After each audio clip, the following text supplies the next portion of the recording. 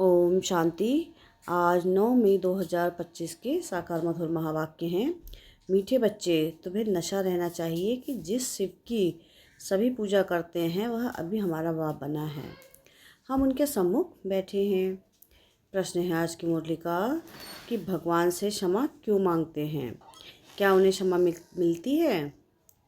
क्या प्रश्न है आज का कि मनुष्य भगवान से क्षमा क्यों मांगते हैं? क्या उन्हें क्षमा मिलती है? उत्तर है इसका, मनुष्य समझते हैं कि हमने जो पाप कर्म किए हैं उसकी सज़ा भगवान धर्मराज से दिलाएंगे, इसलिए क्षमा मांगते हैं। लेकिन उन्हें अपने कर्मों की सज़ा कर्म भोग के रूप में भोगनी ही पड़ती है। भगवान उन्हें कोई दवाई नहीं देता। गर्भ जेल में भी सजाएं भोगनी है। साक्षात्कार होता है कि तुमने यह किया है, ईश्वरी डायरेक्शन पर नहीं चल रहे हो, इसलिए यह सजा है। गीत है आज की मुरली का, तूने रात गवाई सोए के। ओम शांति। यह किसने कहा? रूहानी बाप ने कहा। वह है ऊंच से ऊंच, सभी मनुष्यों से भी, सभी आत्माओं से भी ऊंच। सब में आत्मा ही है ना। शरीर तो पाठ बजाने के लिए मिला हुआ है। अभी तुम देखते हो कि सन्यासियों आदि के शरीर का भी कितना मान होता है, अपने गुरुओं आदि की कितनी महिमा करते हैं। यह बेहद का बाप तो गुप्त है। तुम बच्चे समझते हो कि शिव बाबा ऊंच से ऊंच है, उनसे ऊंचा कोई है नहीं। धर्मराज भी उनके साथ है, क्योंकि भक्ति मार्ग में क्षमा मांगते हैं। हे भगवान, क्षमा करना। अब भगवान क्या करेंगे? यहाँ गवर्नमेंट तो जेल में डालेगी, वह धर्मराज गर्भ जेल में दंड देते हैं। भोगना भी भोगनी पड़ती है, जिसको कर्म भोग कहा जाता है। अभी तुम जानते हो कर्म भोग कौन भोगते हैं, क्या होता है। कहते हैं, हे प्रभु क्षमा करो, दुख हरो, सुख दो। अब भगवान कोई दवाई करते हैं क्या? वह तो कुछ कर ना सके। तब भगवान को क्यों कहते हैं?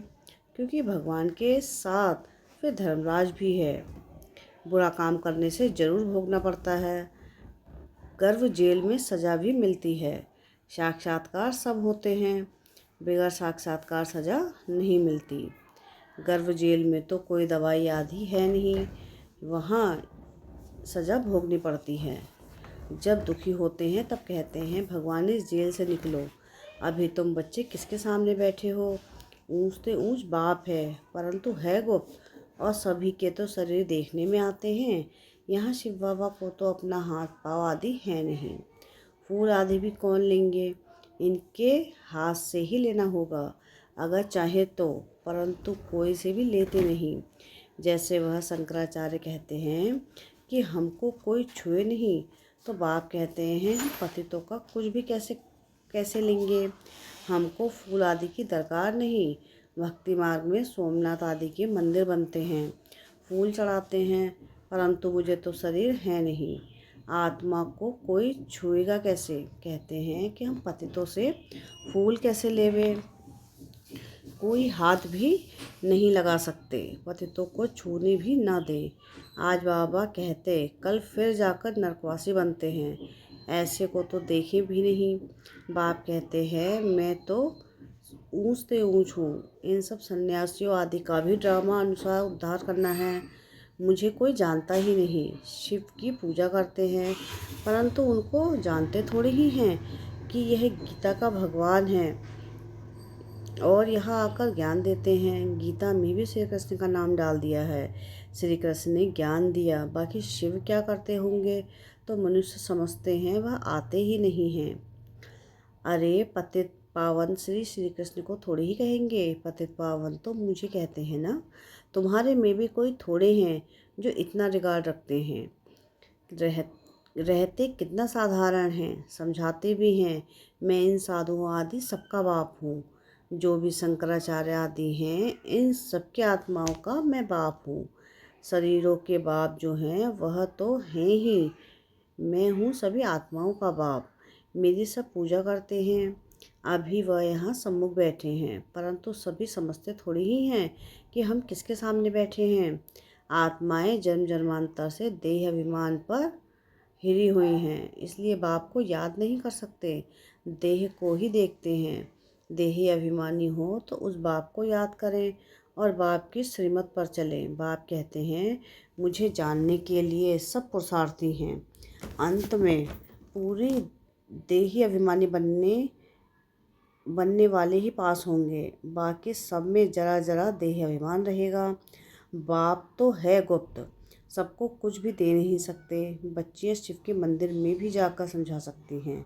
कुमारियों ने भी शिव बाबा का परिचय दिया हैं तो कुमार कुमारियाँ दोनों जरूर। कुमारों ने भी परिचय दिया होगा। माताओं को खास उठाते हैं क्योंकि उन्होंने पुरुषों से जास्ती सर्विस की है। तो बच्चों को सर्विस का शौक़ होना चाहिए, जैसे उस पढ़ाई का भी शौक़ होता है ना। वह है जिस्मानी, यह है रूहानी। जिस्मानी पढ़ाई पढ़ेंगे, यह ड्रिल आदि सीखेंगे, मिलेगा कुछ भी नहीं। समझो अभी किसी को बच्चा जन्मता है तो धूमधाम से उसकी छठी आदि बनाते हैं, परंतु वह पाएंगे क्या? इतना समय ही नहीं जो कुछ पा सकें। यहाँ से भी जाकर जन्म लेते हैं, परंतु वह भी समझेंगे तो कुछ नहीं। यहाँ का बिछुड़ा हुआ होगा तो जो सीख कर गया होगा उसी अनुसार छोटेपन में ही शिव बाबा को याद करता होगा। यह तो मंत्र है ना, छोटे बच्चों को सिखलाएंगे। वह बिंदु आदि तो कुछ समझेगा नहीं, सिर्फ शिव बाबा कहते रहेंगे। शिव बाबा को याद करो तो स्वर्ग का वर्षा पाएंगे। ऐसे उनको समझाएंगे तो वह भी स्वर्ग में आ जाएंगी, परंतु ऊंच पद नहीं पा सकते। ऐसे बहुत बच्चे आते हैं, शिव बाबा कहते रहते हैं, फिर अंतमति सो गति हो जाएगी। यह राजधानी स्थापन हो रही है। अब मनुष्य शिव की पूजा करते हैं, परंतु जानते थोड़ी ही हैं कि जैसे छोटा बच्चा शिव शिव कहते हैं, समझते नहीं। यहाँ भी पूजा करते हैं, परंतु पहचान कुछ भी है नहीं, तो उनको बतलाना चाहिए। तुम जिसकी पूजा करते हो वही ज्ञान का सागर, गीता का भगवान है। वह हमको पढ़ा रहे हैं। इस दुनिया में और कोई मनुष्य नहीं जो कह सके कि शिव बाबा हमको राजयोग पढ़ा रहे हैं। यह सिर्फ तुम जानते हो, सो भी भूल जाते हो। भगवानुवाच है, मैं तुमको राजयोग सिखाता हूँ। किसने कहा भगवानुवाच? काम महाशत्रु है, इस पर जीत पहनो। पुरानी दुनिया का संन्यास करो। यह है शंकराचार्य, यह है शिवाचार्य, वह हमको सिखलाते हैं। श्री कृष्ण आचार्य नहीं कह सकते, वह तो छोटा बच्चा है। सतियों में ज्ञान की दरकार नहीं रहती है। जहाँ जहाँ शिव के मंदिर है वहाँ तुम बच्चे बहुत अच्छी सेवा कर सकते हो। शिव के मंदिरों में जाओ, माताओं का जाना अच्छा है, कन्याएं जाए तो उससे अच्छा है। अभी तो हमको बाबा से राज्य भाग्य लेना है। बाबा हमको पढ़ाते हैं, फिर हम महाराजा महारानी बनेंगे। ऊंच से ऊंच बाप ही है, ऐसी शिक्षा कोई मनुष्य दे ना सके। यह है ही कलयुग। सतयुग में था इनका राज्य, यह राजा रानी कैसे बने? किसने राजयोग सिखाया? जो सतयुग के मालिक बने। जिसकी तुम पूजा करते हो वह हमको पढ़ाकर सतयुग का मालिक बनाते हैं। ब्रह्मा द्वारा स्थापना, विष्णु द्वारा पालना। पतित प्रवृत्ति वाले ही पावन प्रवृत्ति में जाते हैं। कहते भी हैं बाबा, हम पतितों को पावन बनाओ, पावन बनाकर यह देवता बनाओ। वह है प्रवृत्ति मार्ग। निवृत्ति मार्ग वालों का गुरु बनना ही नहीं है। जो पवित्र बनते हैं उनके गुरु बन सकते हैं। ऐसे बहुत कंपेनियन भी होते हैं, विकार के लिए शादी नहीं करते हैं। तो तुम बच्चे ऐसी ऐसी सर्विस कर सकते हो। अंदर में शौक होना चाहिए कि हम बाबा के सपूत बच्चे बन क्यों ना सर्विस करेंगे। पुरानी दुनिया का विनाश सामने खड़ा है।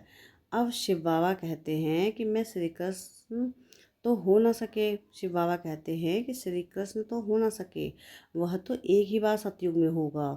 दूसरे जन्म में वही फीचर्स, वही नाम थोड़ी ही होगा।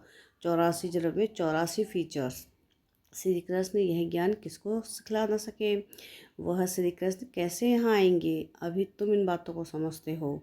आधा कल्प अच्छे जन्म होते हैं, फिर रावण राज्य शुरू होता है। मनुष्य हूबहू जैसे जानवर मिसल बन जाते हैं, एक दो में लड़ते झगड़ते रहते हैं। तो रावणों का जन्म हुआ ना, बाकी 84 लाख जन्म तो है नहीं। इतनी वैरायटी है, जन्म थोड़े ही इतने लेते हैं। तो यह बाप बैर समझाते हैं, वह है ऊंच से ऊंच भगवान, वह पढ़ाते हैं। नेक्स्ट में फिर यह भी तो है ना, नहीं पढ़ेंगे तो किसी के पास जाकर दास दासी बनेंगे। क्या शिव बाबा के पास दास दासी बनेंगे? बाप तो समझाते हैं, पढ़ते हैं, पढ़ते नहीं हो तो जाकर सतयुग में दास दासियाँ बनेंगे। जो कुछ भी सर्विस नहीं करते, खाया पिया और सोया, वह क्या बनेंगे? बुद्धि में आता तो है ना कि क्या बनेंगे। हम तो महाराजा बनेंगे, हमारे सामने भी नहीं आएंगे, खुद भी समझते हैं ऐसे हम बनेंगे, परंतु फिर भी शर्म आती है। हम अपनी उन्नति कर कुछ भी पा लेवे, समझते ही नहीं। तब बाबा कहते हैं ऐसे मत समझो, यह ब्रह्मा कहते हैं, हमेशा शिव बाबा के लिए समझो। शिव बाबा का तो रिगार्ड रखना है ना, उनके साथ फिर धर्मराज भी हैं, नहीं तो धर्मराज के डंडे भी बहुत खाएंगे। कुमारियों को तो बहुत होशियार होना है, ऐसे थोड़ी ही यहाँ सुना बाहर गए तो खल्लास। भक्ति मार्ग की कितनी सामग्री है। अब बाप कहते हैं विष छोड़ो, स्वर्गवासी बनो, ऐसे ऐसे स्लोगन बनाओ, बहादुर शेरनियाँ बनो। बेहद का बाप मिला है, फिर क्या परवाह। गवर्नमेंट धर्म को नहीं मानती, वह तो फिर मनुष्य से देवता कैसे बनने कैसे आएंगे। वह कहते हैं कि हम कोई भी धर्म को नहीं मानते, सबको हम एक समझते हैं, फिर लड़ते झगड़ते क्यों हैं। झूठ तो झूठ, सच की रत्ती भी नहीं है। पहले पहले ईश्वर सर्वव्यापी से भी झूठ शुरू होती है। हिंदू धर्म तो कोई है नहीं, क्रिश्चियन का अपना धर्म चला आता है, वह अपने को बदलते नहीं हैं। यह एक ही धर्म है जो अपने धर्म को बदल हिंदू कह देते हैं, और फिर नाम कैसे कैसे रख देते हैं, श्री श्री फलाने। अभी श्री अर्थात श्रेष्ठ है कहाँ, श्रीमत भी किसी की नहीं, यह तो उन्हों की आयरन एज्ड मत है। उनको श्रीमत कैसे कह सकते हैं। अभी तुम कुमारियाँ खड़ी हो जाओ तो कोई भी समझा सकती हो, कोई को भी समझा सकती हो, परंतु योगयुक्त अच्छी होशियार बच्चियाँ चाहिए। अच्छा, मीठे मीठे से खिलते बच्चों प्रति माता पिता बाप दादा का याद प्यार और गुड मॉर्निंग। रूहानी बाप की रूहानी बच्चों को की नमस्ते। हम रूहानी बच्चों की रूहानी बाप दादा को याद प्यार गुड मॉर्निंग और नमस्ते। शुक्रिया प्यारे बाबा, शुक्रिया। धारणा के लिए मुख्य सार है, सार की पहली पॉइंट है कि अपनी उन्नति करने के लिए बाप का की सर्विस में तत्पर रहना है। सिर्फ खाना पीना सोना यह पद गंवाना है। बाप का और पढ़ाई का रिगार्ड रखना है। देह अभिमानी बनने का पूरा पूरा पुरुषार्थ करना है। बाप की शिक्षाओं को धारण कर सपूत बच्चा बनना है। वरदान है आज की मुरली का कि सेवा करते उपराम स्थिति में रहने वाले योग युक्त युक्तियुक्त सेवाधारी भव। जो योग युक्त युक्तियुक्त सेवाधारी हैं वह सेवा करते भी सदा उपराम रहते हैं। ऐसे नहीं कि सेवा ज़्यादा है इसलिए अशरीरी नहीं बन सकते, लेकिन याद रहे कि मेरी सेवा नहीं बाप ने दी है तो निर्बंधन रहेंगे। ट्रस्टी हूँ, बंधन मुक्त हूँ, ऐसी प्रैक्टिस करो। अति के समय अंत की स्टेज कर्मातीत अवस्था का अभ्यास करो। जैसे बीच बीच में संकल्पों की ट्रैफिक को कंट्रोल करते हो, ऐसे अति के समय अंत की स्टेज का अनुभव करो, तब अंत के समय पास विद ऑनर बन सकेंगे।